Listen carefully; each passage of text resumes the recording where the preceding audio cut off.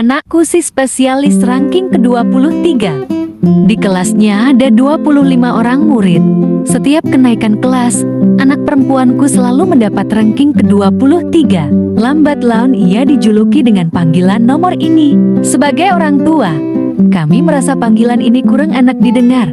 Namun anehnya anak kami tidak merasa keberatan dengan panggilan ini.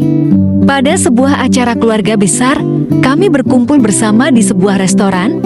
Topik pembicaraan semua orang adalah tentang jagoan mereka masing-masing. Anak-anak ditanya, apa cita-cita mereka kalau sudah besar?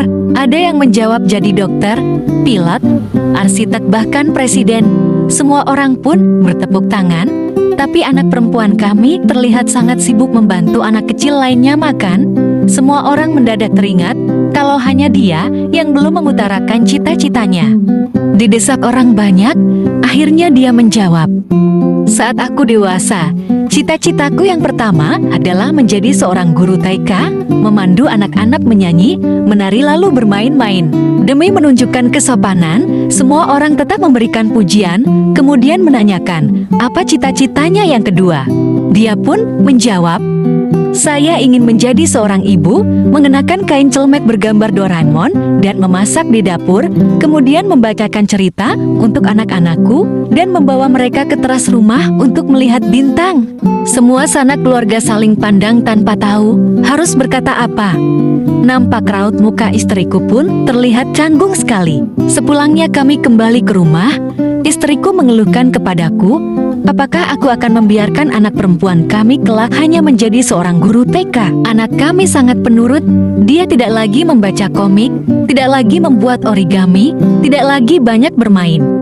Kami ikutkan banyak ikut les sambung menyambung hingga kelelahan, akhirnya jatuh sakit. Akan tetapi hasil ujian semesternya membuat kami tidak tahu mau tertawa atau menangis, tetap saja ranking 23. Pada suatu minggu, teman-teman sekantor mengajak pergi rekreasi bersama, semua orang membawa, serta keluarga mereka. Sepanjang perjalanan penuh dengan tawa, ada anak yang bernyanyi, ada juga yang memperagakan kebolehannya. Anak kami tidak punya keahlian khusus, hanya terus bertepuk tangan dengan sangat gembira. Dia seringkali lari ke belakang untuk mengawasi bahan makanan, merapikan kembali kotak makanan yang terlihat sedikit miring. Dua orang anak lelaki teman kami, satunya si jenius matematika, satunya lagi ahli bahasa Inggris berebut sebuah kue. Tiada seorang pun yang mau melepaskannya, juga tidak mau saling membaginya. Para orang tua membujuk mereka, namun tak berhasil. Terakhir anak kamilah yang berhasil melerainya dengan merayu mereka untuk berdamai. Ketika pulang, jalanan macet, anak-anak mulai terlihat gelisah. Anakku membuat guyonan dan terus membuat orang-orang semobil tertawa tanpa henti.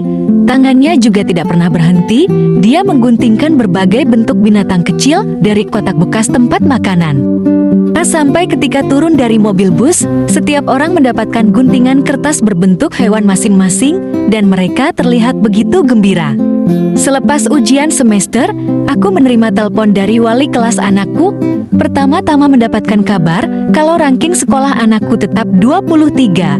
Namun dia mengatakan, ada satu hal aneh yang terjadi. Hal yang pertama kali ditemukannya selama lebih dari 30 tahun mengajar. Dalam ujian bahasa, ada sebuah soal tambahan. Dalam soal itu tertera, siapa teman sekelas yang paling kamu kagumi dan apa alasannya? Dan jawaban dari semua teman sekelasnya sama, tak ada satupun yang beda. Mereka serentak menuliskan nama anakku. Mereka bilang, karena anakku sangat senang membantu orang, selalu memberi semangat, selalu menghibur, selalu enak diajak berteman, dan banyak lagi. Si wali kelas memberi pujian.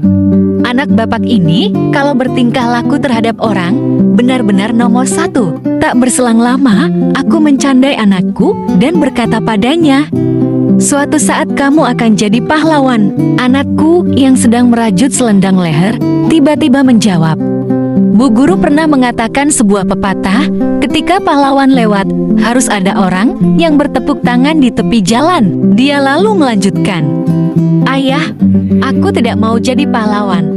Aku mau jadi orang yang bertepuk tangan di tepi jalan saja." Aku terkejut mendengarnya. Dalam hatiku pun terasa hangat seketika. Seketika hatiku tergugah oleh anak perempuanku. Di dunia ini, banyak orang yang bercita-cita ingin menjadi seorang pahlawan, jadi orang-orang hebat, atau orang terkenal. Namun anakku memilih untuk menjadi orang yang tidak terlihat. Seperti akar sebuah tanaman, tidak terlihat, tapi dialah yang mengokohkan, dialah yang memberi makan, dan dialah yang memelihara kehidupan yang lain. Sahabatku, hidup itu bukan semata-mata untuk menunjukkan siapa yang paling penting, siapa yang paling berperan, atau siapa yang paling hebat. Tapi sederhana saja, siapa yang paling bermanfaat bagi yang lain.